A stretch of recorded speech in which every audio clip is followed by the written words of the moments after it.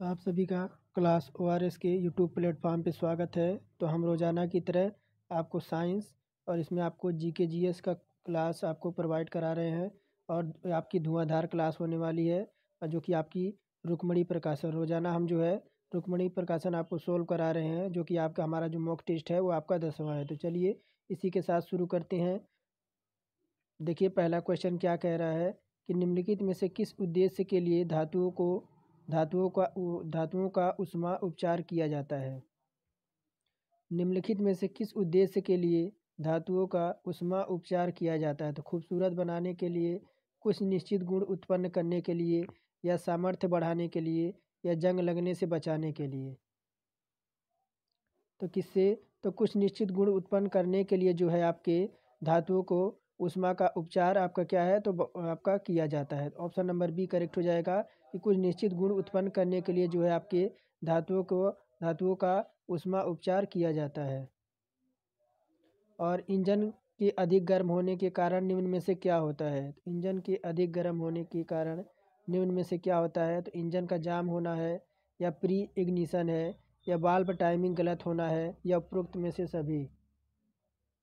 तो ये जब इंजन अधिक गर्म हो जाएगा तो आपका इंजन का जाम भी हो जाएगा और प्री इग्निशन भी होगा, और आपका क्या होगा, तो आपका वाल्व टाइमिंग आपका गलत भी होगा। तो यानी उपरोक्त सभी आपका ऑप्शन नंबर डी जो है हमारा करेक्ट हो जाएगा। फिर देखिए क्या कह रहा है तीसरा नंबर, निम्नलिखित में से कौन सी रक्षा अनुसंधान और विकास संगठन डीआरडीओ द्वारा विकसित एक मिसाइल नहीं है।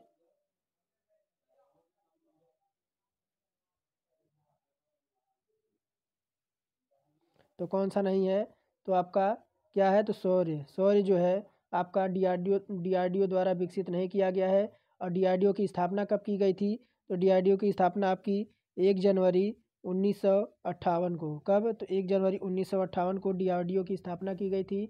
इसका जो आपका मोटो बल का स्रोत विज्ञान है, इसका क्या स्रोत है, इसका जो मोटिव है वो आपका स्रोत विज्ञान है। इसका मुख्यालय कहाँ है, तो आपका न्यू दिल्ली में। कहाँ, तो आपका न्यू दिल्ली में इसका आपका क्या है, तो आपका इसका मुख्यालय है। इसका उद्देश्य क्या है, तो रक्षा प्रणाली में आत्मनिर्भर और विश्व स्तर की तकनीकी का विकास करना।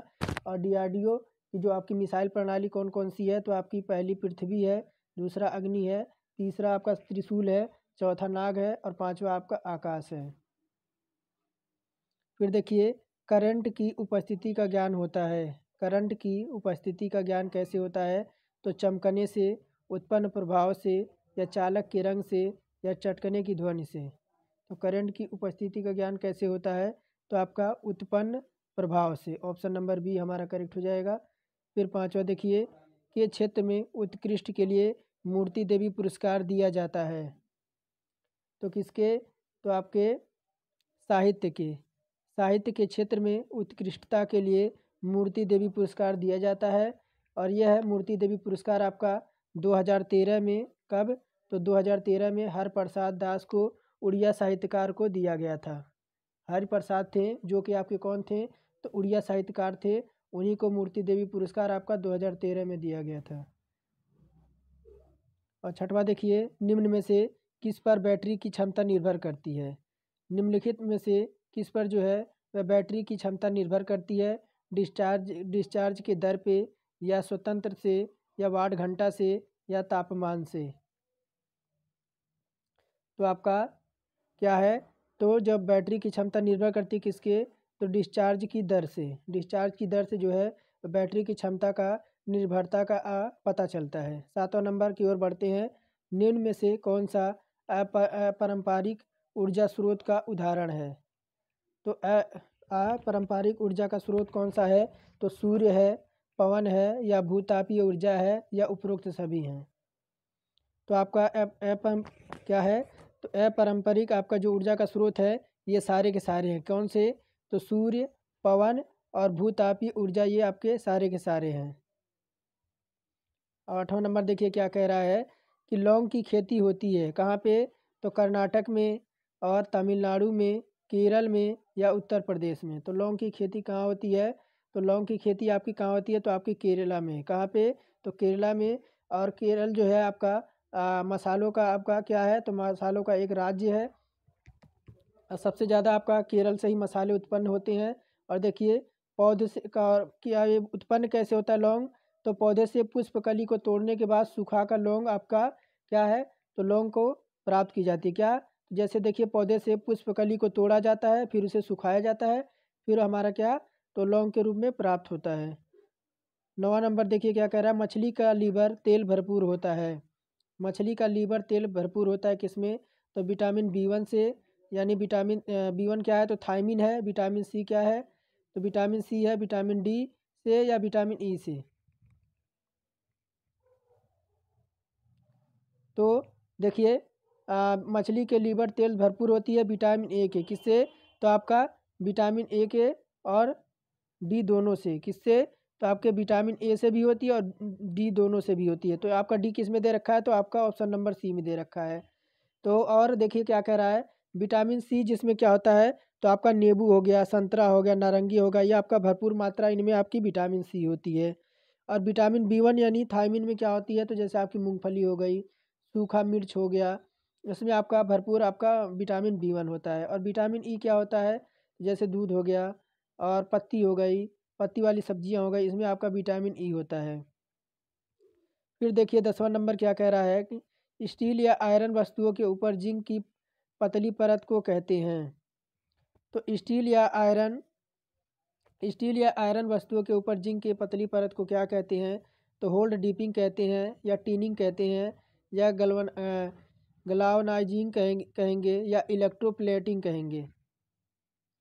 तो क्या कहेंगे, तो स्टील या आयरन की वस्तुओं के ऊपर जो जिंक यानी जेडेन, क्या, तो जिंक यानी जेडेन, जेडेन की पतली परत होती है, उसे क्या करते हैं, तो परत जो है चढ़ाने की क्रिया आपको गैल्वेनाइजेशन कहते हैं, जो जंग से सुरक्षित रखने में मदद करती है। किससे, तो आपके जंग में सुरक्षित रखने के लिए आप करते हैं। तो ऑप्शन नंबर सी हमारा करेक्ट हो जाएगा। और धातुओं को उसकी सतह पर वायु एवं आर्द्रता का प्रभाव द्वारा नष्ट होना संरक्षण को कहलाता है। 11 नंबर देखिए क्या कह रहा है कि जब कोई जहाज नदी से सागर में घुसता है तो क्या होता है, वह कुछ ऊपर उठता है, या वह कुछ नीचे जाता है, या वह उसी तल पर रहता है, या वह समुद्र की तली में डूब जाता है। तो जब कोई जहाज जो है जब नदी में आपका उतरता है तो क्या होता है, तो आपका क्या होता है, तो आपका वह कुछ ऊपर उठता है। कब, तो वह कुछ ऊपर उठता है। कैसे उठता है कि नदी के जल के घनत्व की अपेक्षा जो समुद्र के खारे पानी का घनत्व अधिक होता है। क्या, तो एक बार दोबारा सुनिए कि नदी का जो जल होता है वह समुद्र के खारे पानी के घनत्व से अधिक होता है, इसलिए जो है समुद्र के जल में जहाज के प्रवेश करने पर अधिक प्लावन बल, क्या, तो अधिक प्लावन बल लगता है, जिससे जहाज जो है आपका कुछ ऊपर उठने लगता है। फिर देखिए 12 नंबर क्या कह रहा है, निम्नलिखित में से आयरन पर जंग लगने के कौन से कारण होते हैं, तो ऑक्सीडेशन के कारण, या रिडक्शन के कारण, या ऑक्सीजन या रासायनिक प्रतिक्रिया के कारण, या CO2 के रासायनिक प्रतिक्रिया के कारण। तो आयरन में जो आपका जंग लगने का क्या कारण है, तो आपका क्या है, तो डी और पहला और तीसरा कौन सा, तो ऑक्सीडेशन भी हो जाएगा, और आपका ऑक्सीजन के साथ रासायनिक प्रतिक्रिया भी हो जाएगी। ऑप्शन नंबर डी हमारा करेक्ट हो जाएगा। और देखिए आयरन पर जंग लगना ऑक्सीडेशन यानी ऑक्सीकरण कहते हैं, और ऑक्सीजन के साथ रासायनिक आपकी प्रतिक्रिया होती है। लोहे में जंग लगना रासायनिक परिवर्तन है। क्या, तो लोहे में जंग लगना आपका रासायनिक परिवर्तन है, जिसे केमिकल चेंजिंग का कहते हैं। जंग लगने से लोहे का भार जो है आपका बढ़ जाता है। लोहे में जंग लगने से पदार्थ आपका जो है ऑक्साइड होता है, जैसे पेंट लगाकर, आपका तेल लगाकर, और इस पे लेप लगाकर, ऐसे लोहे को जंग से बचाया जा सकता है। और 1 जूल बराबर किसके होता है, 13 नंबर देखिए, 1 जूल है किसके बराबर होता है, तो 10⁻³ अर्घ के, 10⁻5 अर्घ के, या 10⁻7 अर्घ के, या 10⁻11 के अर्घ के। तो 1 जूल बराबर जो होता है वह आपका ये 10⁻7 अर्घ के बराबर होता है। कार्य जो है वह ऊर्जा का मात्रक जूल है। क्या, तो कार्य जो है ऊर्जा का मात्रक जूल है। और न्यूटन मीटर को क्या कहते हैं, तो जूल कहते हैं। और एक वाइट में कितने बीट होते हैं, 14 नंबर देखिए क्या पूछ रहा है, एक वाइट में कितने बीट होते हैं, तो 2 होते हैं, 4 होते हैं, 8 होते हैं, या 16 होते हैं। तो एक वाइट में आपके जो है एक बाइट में जो आपके होते हैं तो आपके 8 बिट होते हैं। कितने? तो आपके 8 बिट होते हैं। और लैंप की बत्ती में तेल चढ़ता है क्योंकि तेल बहुत हल्का होता है, या तेल वाष्पशील होता है, या सतह तनाव घटने के कारण, या कैपिलरी क्रिया के कारण। तो लैंप जब आप जलाते हैं, जैसे लैंप आपका जब जलता है, जब लैंप आपका जलता है यहाँ पे, तो आपका जो बत्ती में तेल चढ़ता है, क्यों? क्योंकि आपका जो है कैपिलरी क्रिया के कारण। किसके? तो कैपिलरी क्रिया के कारण जो है, जिसे क्या कहते हैं? तो कोशित्व कहते हैं। क्या? तो केशित्व कहते हैं। केशित्व के कारण जो है तेल ऊपर आपका चढ़ता है। क्या? तो केशित्व के कारण, केशिकत्व के कारण आपका जो है तेल जो है आपका ऊपर चढ़ता है। ऑप्शन नंबर डी हमारा करेक्ट हो जाएगा। और देखिए श्रीहरिकोटा स्थित कहाँ है? तो केरल में है, और कर्नाटक में है, या तमिलनाडु में है, या उपरोक्त में से कोई नहीं है। तो श्रीहरिकोटा जो है आपका कहाँ पे है? तो इनमें से किसी में नहीं है। कहाँ पे नहीं है? तो इनमें से आपका कोई भी ऑप्शन में आपका श्रीहरिकोटा आपका स्थित नहीं है। श्रीहरिकोटा वैसे है कहाँ? तो श्रीहरिकोटा आपका आंध्र प्रदेश में। कहाँ? तो आपका आंध्र प्रदेश में है। और ये आपका इसरो यानी इंडियन स्पेस रिसर्च ऑर्गेनाइजेशन का एक क्या है? तो प्रमुख आपका पर्यवेक्षण केंद्र है। यहाँ आपका सार केंद्र स्थित है। इस केंद्र में भारतीय पर्यवेक्षण यान में ठोस ईंधन रॉकेट के विभिन्न चरणों में पृथ्वी पर परीक्षण का आपका संस्करण होता है। और फिर देखिए 17 नंबर क्या कह रहा है? IFSC किसका संक्षिप्त रूप है? IFSC किसका संक्षिप्त रूप है? तो किसका है? तो इंडियन फाइनेंशियल सिस्टम कोड। क्या? तो यही हो जाएगा IFSC का संक्षिप्त रूप। तो इंडियन फाइनेंशियल सिस्टम कोड। और ये है क्या? तो IFC जो आपका है, यह संक्षिप्त नाम आपका बैंक खाते में खाता धारक प्रत्येक व्यक्ति का IFC कोड होता है। क्या? तो हर व्यक्ति का एक IFC कोड होता है बैंक में, जो बैंक का नाम तथा कोड को प्रदर्शित करता है। क्या? तो आपने देखा होगा कि कोई भी बैंक हो आपका, उस पर देखे होंगे कि तो खाते के नीचे के आपको IFC कोड दिया रहता है। IFC कोड दिया रहता है। तो ये रहता क्या है? तो खाता धारक के प्रत्येक व्यक्ति के IFC कोड दिया जाता है। इसमें जो है बैंक का नाम और कोड को प्रदर्शित किया जाता है।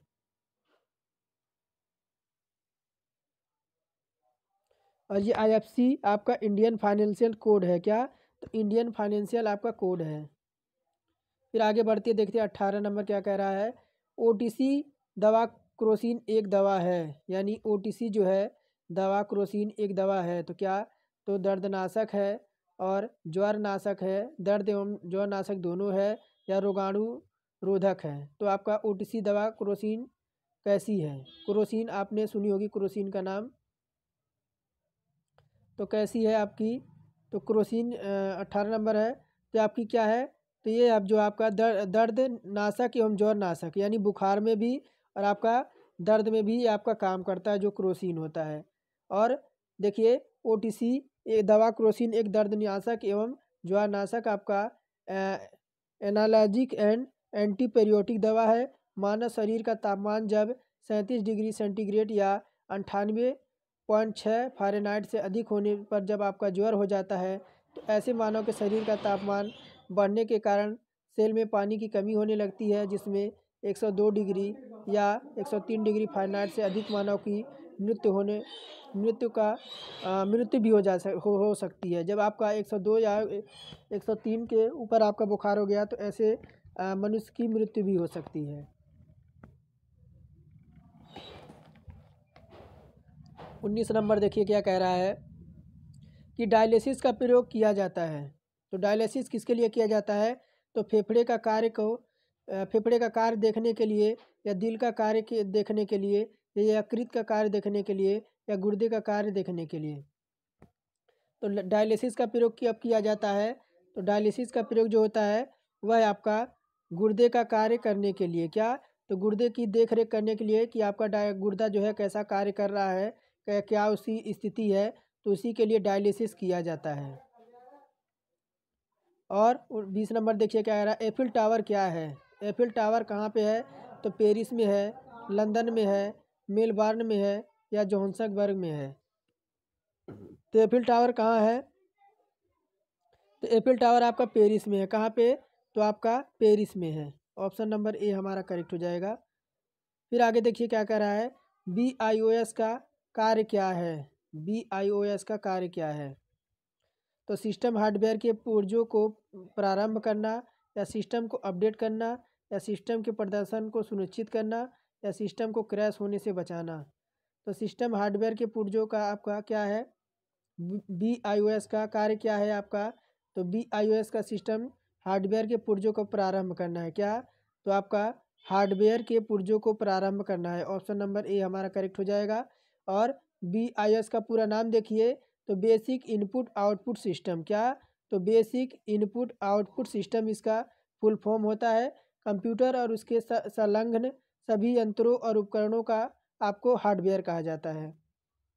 उम्मीद करता हूँ आपको क्लास पसंद आ रही होगी और आपको समझ भी आ रहा होगा। आगे देखिए 22 नंबर क्या कह रहा है कि विटामिन डी का सबसे ज़्यादा कहाँ होता है? तो बिनोले यानी काटन सीड के तेल में, या जैतून के तेल में, या कार्ड लीवर यानी मछली के तेल में, या सूरजमुखी के तेल में। तो विटामिन डी आपका कहाँ पे होता है?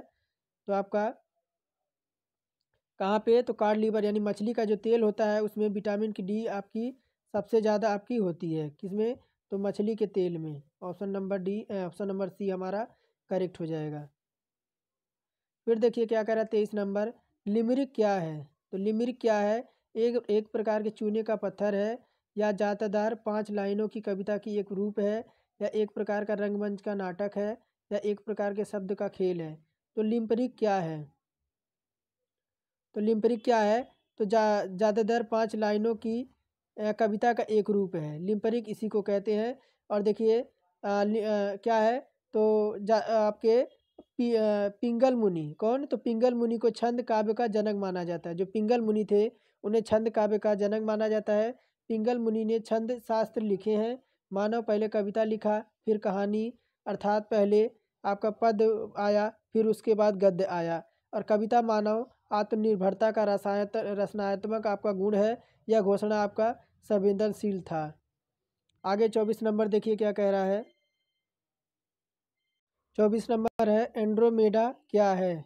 24 नंबर क्या पूछ रहा है कि एंड्रोमेडा क्या है? तो मिल्क की पड़ोसी आकाशगंगा है, ग्रह है, ब्लैक होल का नाम है, या धूमकेतु है। तो एंड्रोमेडा क्या है 24 में? तो एंड्रोमेडा आपका मिल्की वे पड़ोसी आकाशगंगा है। क्या? तो आपका मिल्की,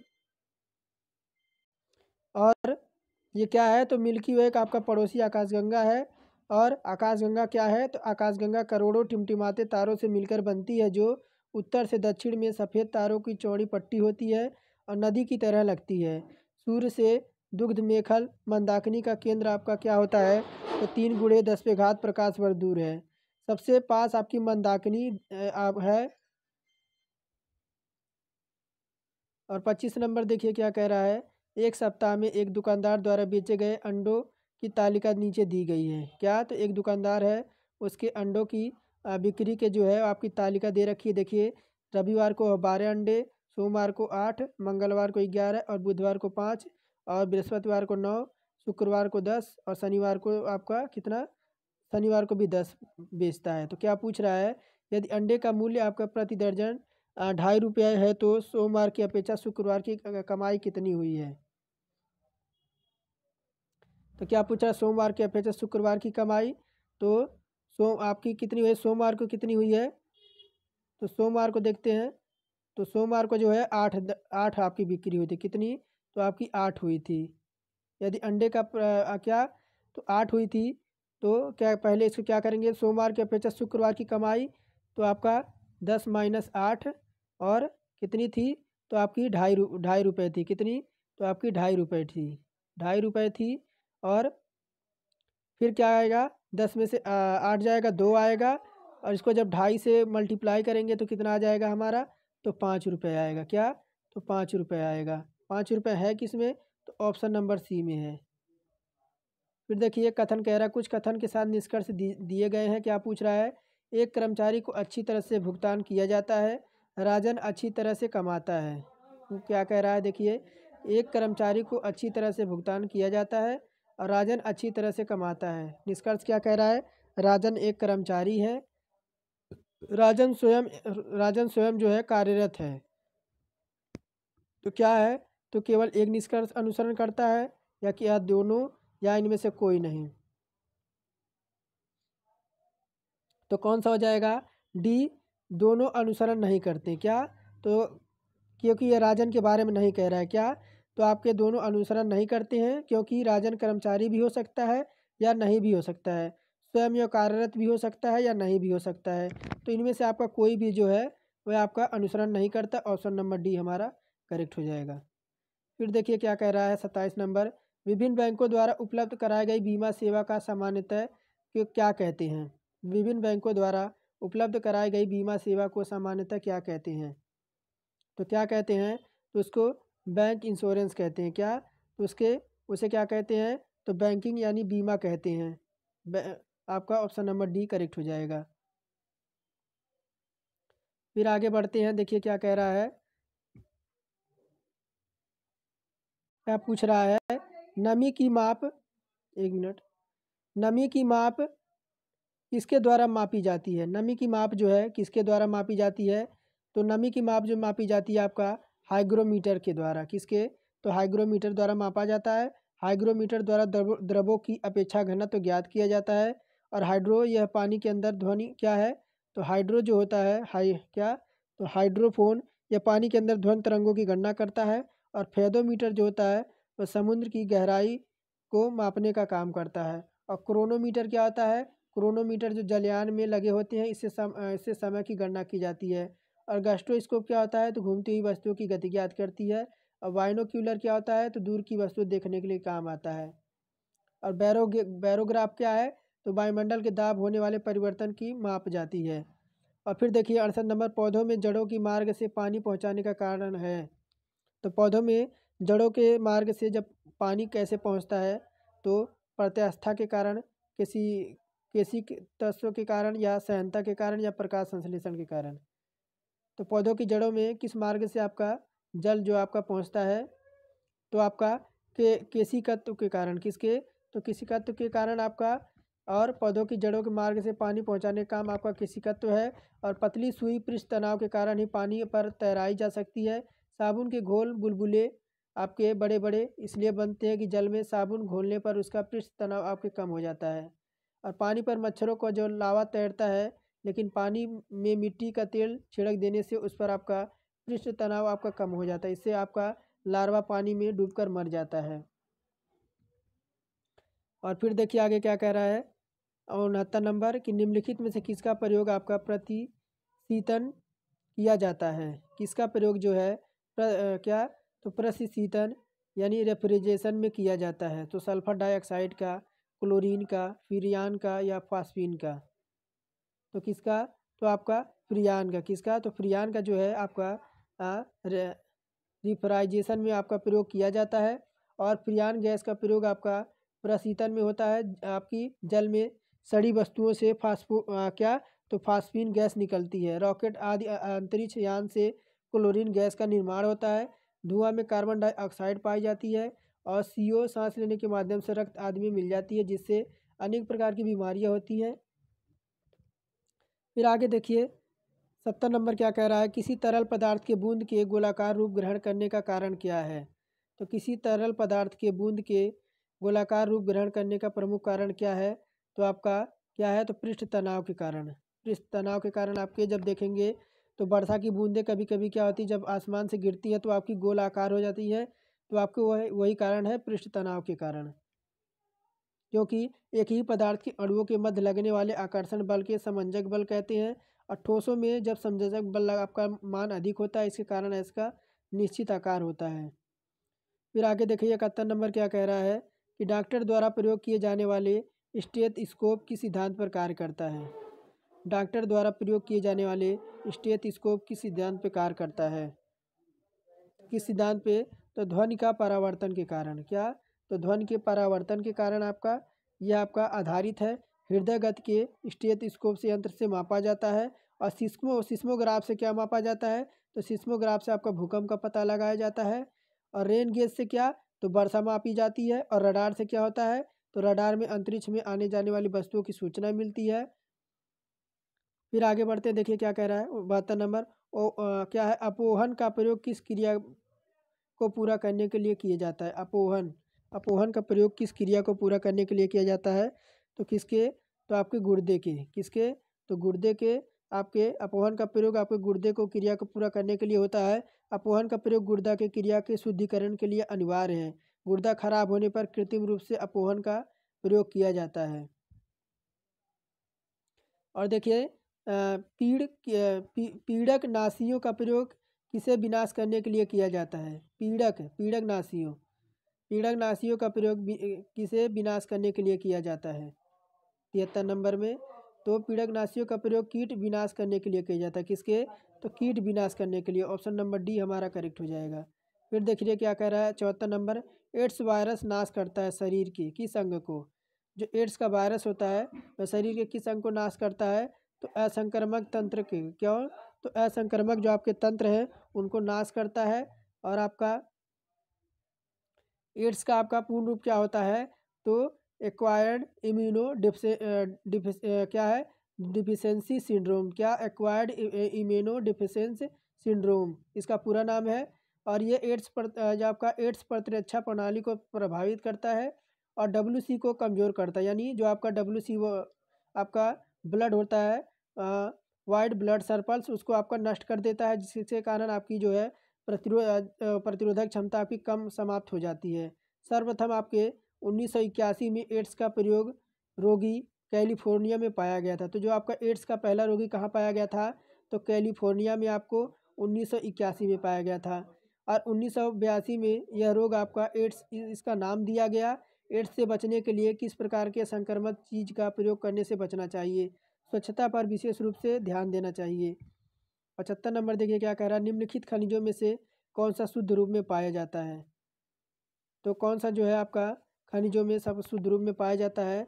तो आपका तांबा, तांबा जो है आपका शुद्ध रूप में पाया जाता है। तांबा का क्यूरिपाइट, कापर ग्लास, कापर पायराइट अयस्क है, बेरियम का बेराइट अयस्क है, डोलोमाइट कैल्शियम का अयस्क है। 76 नंबर आज का लास्ट क्वेश्चन क्या पूछ रहा है कि वाणिज्य में टेरिलीन कहा जाने वाला पदार्थ क्या है?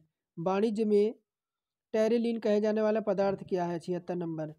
तो क्या है आपका कृत्रिम रेशा है। क्या, तो आपका कृत्रिम रेशा है। और पोलो क्या है, तो पॉलीस्टायरीन जो है फिनिल एथिलीन का बहुलीकरण से प्राप्त होता है। और पेलीथीन आपका क्या है, तो एथिलीन के उच्च ताप और उच्च क्या है, तो उच्च ताप एवं उच्च दाब से बहुलीकरण का फलस्वरूप आपका प्राप्त होता है। और प्राकृतिक रबड़ आपका आइसोप्रोपीन का बहुलक है, जो आपका थर्मोप्लास्टिक है। तो ये थे हमारे मोस्ट इम्पोर्टेंट आपके साइंस के क्लास। तो उम्मीद करता हूँ आपके जो है क्लास पसंद आई होगी। तो इसी के साथ आज हम आप इस क्लास को विराम देते हैं। फिर मिलेंगे नेक्स्ट टेस्ट में। और नेक्स्ट टेस्ट किसका है, तो आपका रीजनिंग का। किसका, तो आपका रीजनिंग का अगला क्लास है। तो चलिए अगले क्लास में फिर मिलते हैं। आप सभी का दिन शुभ हो।